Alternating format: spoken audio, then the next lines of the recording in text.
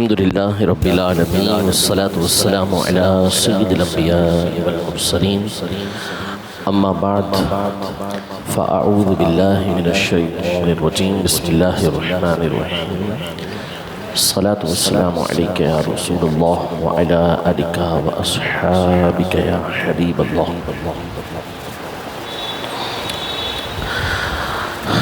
اللہ جل شانہ سورۃ الاحزاب میں ارشاد فرماتا ہے یا ایھا النبی انا ارسلناک شاہدا ومبشرا ونذیرا وداعیا الی اللہ باذنہ وسراجا منیرا. یعنی اے نبی ہم نے آپ کو شاہد بنا کر بھیجا یعنی حاضر و ناظر اور آپ کو خوشخبری دینے والا اور ڈر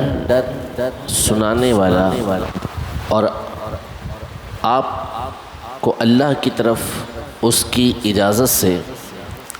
اس کے حکم سے بلانے والا بھیجا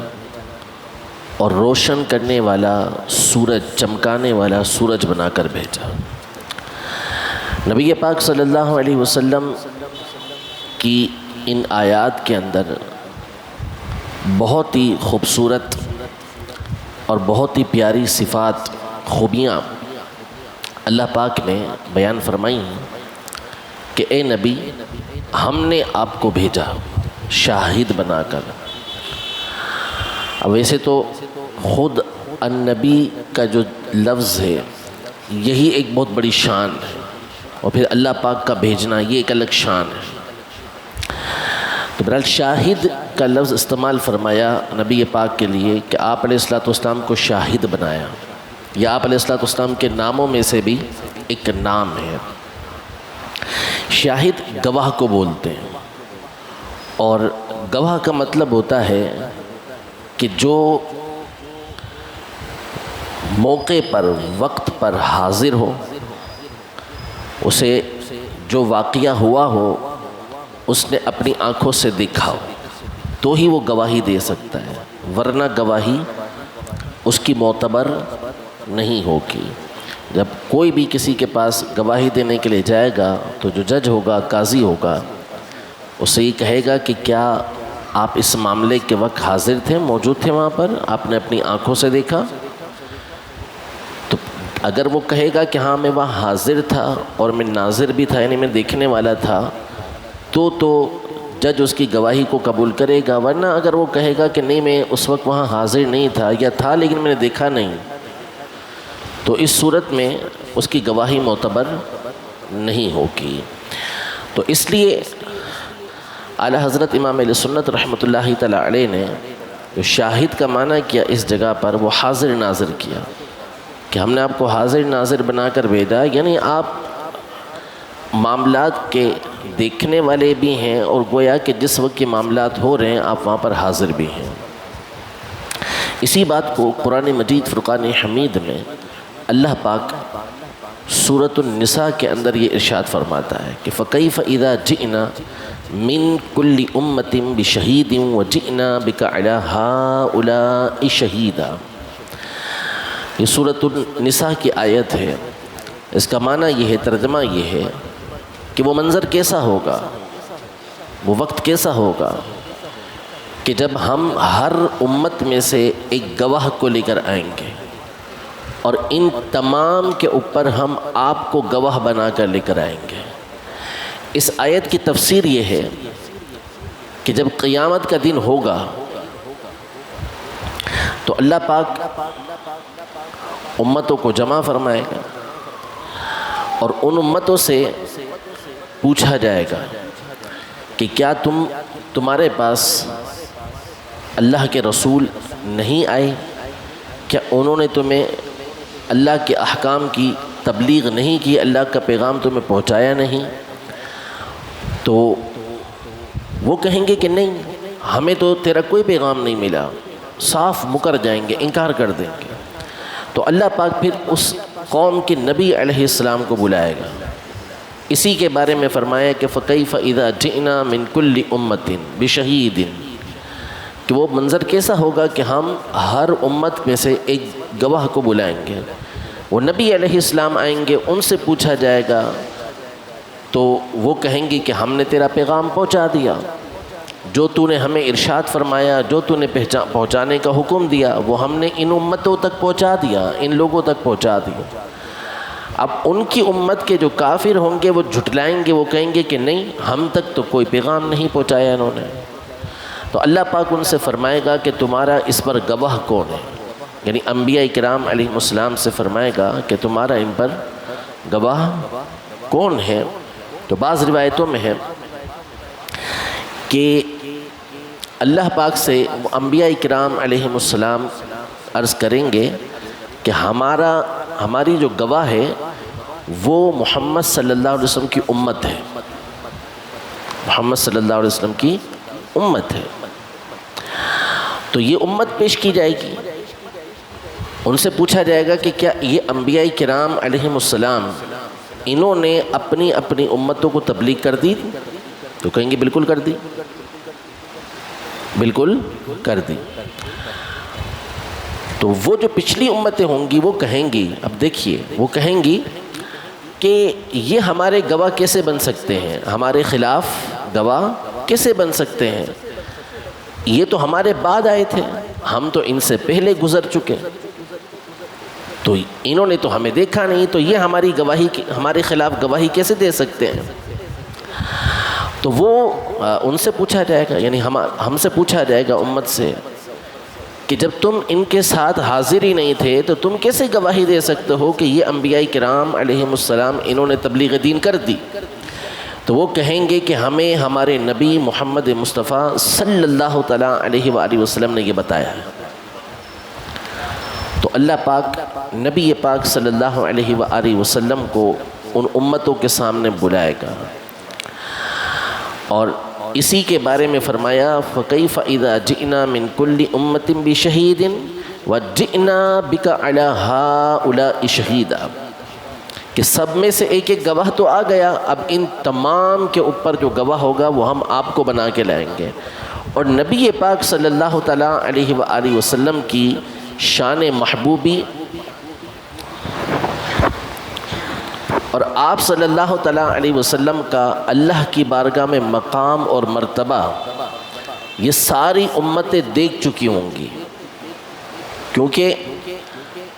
جب قیامت کا دن ہوگا 50,000 سال کا دن، قرآن پاک میں فرمایا مقدارہ 50,000 سنہ،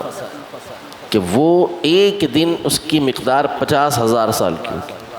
ایک بہت بڑا عرصہ گزر جائے گا جس میں حساب کتاب ہی شروع نہیں ہوگا،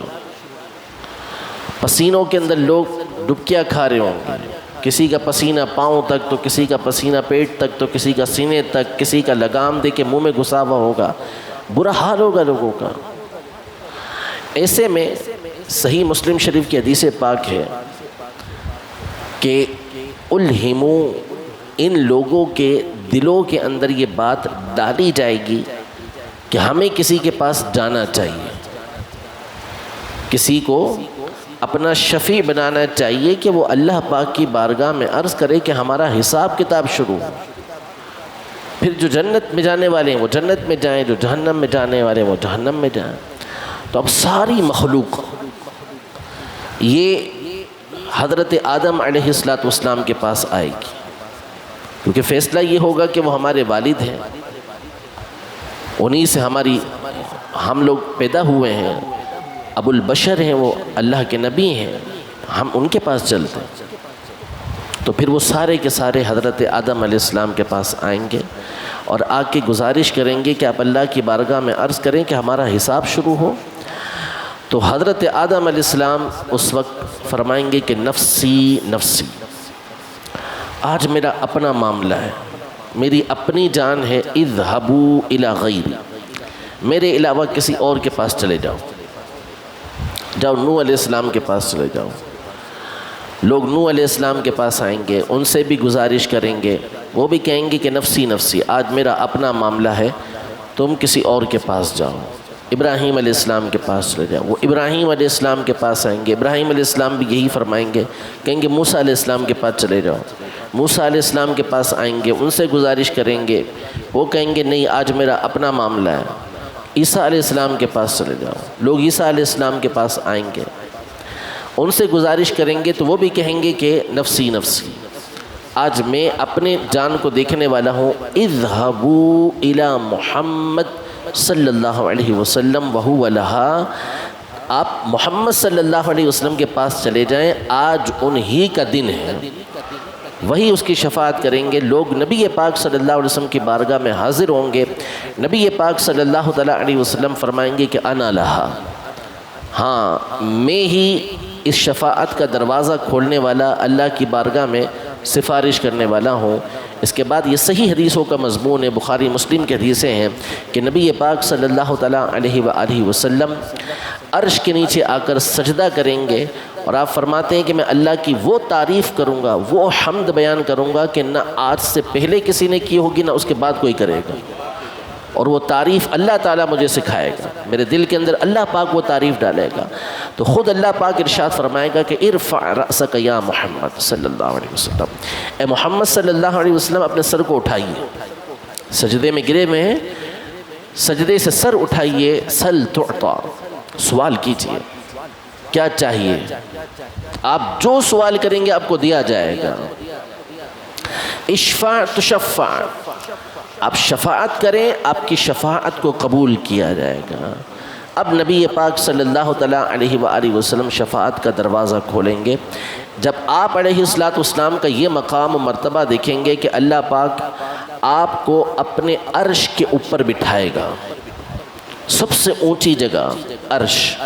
اس پر اللہ پاک نبی پاک صلی اللہ علیہ وسلم کو بٹھائے گا۔ جب سب یہ مقام و مرتبہ دیکھیں گے تو اولین آخرین سب نبی پاک صلی اللہ علیہ وسلم کی تعریف کریں گے۔ اسی کو مقام محمود کہتے ہیں،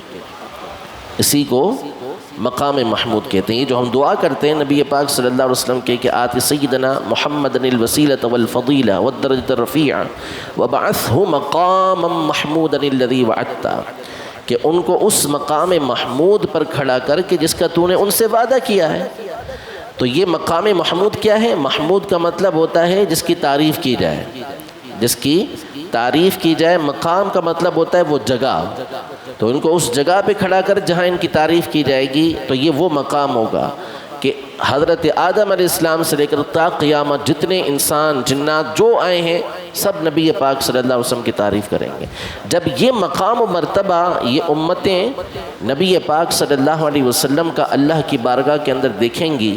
تو جب نبی پاک صلی اللہ علیہ وسلم فرمائیں گے کہ جو پچھلی میں بات کر رہا تھا کہ ان تمام امتوں کے اوپر انبیاء کرام علیہ السلام گواہ بن کر آئے،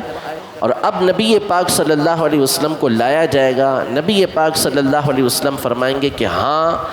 انبیاء نے سچ کہا کہ انہوں نے تبلیغ دین کر دی تھی، میری امت نے سچ کہا جو میں نے ان تک پہنچایا ہے۔ اب کسی کے اندر جرت نہیں ہوگی کہ وہ نبی پاک صلی اللہ علیہ وسلم کی بات کو جھٹلا سکے۔ تو اسی کو قرآن مجید فرقان حمید میں فرمایا۔ تو انبیاء کرام علیہ السلام حضرت آدم علیہ السلام سے لے کر حضرت عیسیٰ علیہ السلام تک جتنے بھی انبیاء کرام علیہ السلام ہوں گے ان کی گواہی نبی پاک صلی اللہ علیہ وسلم دیں گے۔ اسی کو فرمایا یا ایھا النبی انا ارسلناک شاہدا، اے نبی ہم نے آپ کو حاضر و ناظر بنا کر بھیجا۔ آپ وہ سارے معاملات دیکھ رہے ہیں، سارے معاملات کے وقت حاضر ہیں، تو آپ ہی اللہ کی بارگاہ میں ان تمام باتوں کی گواہی دیں گے۔ اور ہمارے جو اعمال ہیں یہ بھی سارے کے سارے نبی پاک صلی اللہ علیہ وسلم کے سامنے پیش کیے جاتے ہیں۔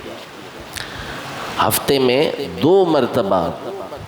جو بھی امتی عمل کرتے ہیں، جو کام بھی کرتے ہیں، اچھا ہو برا ہو، سارے کام نبی پاک صلی اللہ علیہ وسلم کی بارگاہ میں پیش کیے جاتے ہیں۔ اسی لیے جو بعض عشاق ہوتے ہیں نبی پاک صلی اللہ علیہ وسلم کے عشق کے اندر ڈوبے ہوئے، وہ اللہ کی بارگاہ کے اندر یوں دعا کرتے ہیں کہ یا اللہ اول تو بخش دے، ہمارا حساب ہی نہ لے، بلا حساب بخش دے، لیکن اگر تو ہمارا حساب لے تو محمد صلی اللہ علیہ وسلم کے سامنے مت لینا، کہ ہم شرمندہ ہو جائیں گے کہ نبی پاک صلی اللہ علیہ وسلم کو منہ ہم کیسے دکھائیں گے کہ آپ کی امت میں ہو کر ہم نے اس طرح کے اعمال کیے. یعنی ایک عشق کا جذبہ اور زور ہوتا ہے کہ جس کی بنیاد پر وہ اس طریقے کا اللہ کی بارگاہ کے اندر سوال کر رہے ہوتے ہیں, دعا کر رہے ہوتے ہیں. ایک حدیث پاک میں نبی پاک صلی اللہ علیہ وسلم کی رحمت ملاحظہ فرمائیں. آپ فرماتے ہیں حیاتی خیر لکم و مماتی خیر لکم, کہ میری زندگی بھی تمہارے لیے اچھی ہے اور میرا دنیا سے رخصت ہو جانا, وفات پا جانا, یہ بھی تمہارے لیے بہتر ہے. کس طرح؟ اس طرح کہ دنیا میں ہوں, تم مجھ سے پوچھتے ہو, میں تمہاری رہنمائی کرتا ہوں, یعنی ہماری حاجتوں کو حل کرتے ہیں, مشکلات کو حل کرتے ہیں. جب دنیا سے چلا جاؤں گا تو فرمایا کہ تمہارے اعمال مجھ پر پیش کیے جائیں گے, تمہارے اعمال مجھ پر پیش کیے جائیں گے. اگر وہ اعمال اچھے ہیں تو میں اللہ کی اس پر حمد کروں گا, اللہ کا شکر بجا لاؤں گا, اور اگر تمہارے اعمال برے ہیں تو میں اللہ کی بارگاہ میں تمہارے لیے استغفار کروں گا. یہ نبی پاک صلی اللہ تعالیٰ علیہ وآلہ وسلم کا گواہ ہونا بھی ہے, شاہد ہونا بھی ہے, آپ کا حاضر ناظر ہونا بھی, اور ساتھ ہی ساتھ آپ کی شفقت و مہربانی بھی ہے کہ برائی دیکھ رہے ہیں ہماری, رنجیدہ ہوتے ہیں برائی سے, دل غمزدہ ہوتا ہے, لیکن امت کو اس حال میں بھی چھوڑتے نہیں ہیں. اللہ پاک کی بارگاہ میں عرض کرتے ہیں کہ اللہ عز و جل میری امت کے ان گناہوں کو معاف فرما دے. خود ارشاد فرماتے ہیں کہ لم ازل انادی فی قبری امتی امتی, جب میں قبر کے اندر چلا جاؤں گا تو قیامت تک اپنی قبر کے اندر اللہ کی بارگاہ میں عرض کرتا رہوں گا یا رب میری امتی, میری امت, میری امت. یعنی اللہ کی بارگاہ میں اپنی امت کو اس وقت بھی یاد کرتے رہیں گے. اللہ پاک ہم سب کو نبی پاک صلی اللہ تعالیٰ علیہ وسلم کی حیا نصیب فرمائے, اپنے خوف سے بھی گناہ چھوڑنے کی توفیق عطا فرمائے, نیکیاں کرنے کی توفیق عطا فرمائے, اور یہ تصور عطا فرمائے کہ اللہ پاک اپنے حبیب پاک صلی اللہ علیہ وسلم کی حیا کی وجہ سے, ان کے دیکھنے کی وجہ سے ہمیں گناہ چھوڑنے کی اور نیکیاں کرنے کی توفیق عطا فرمائے. آمین بجاہ النبی الامین صلی اللہ تعالیٰ علیہ وآلہ وسلم.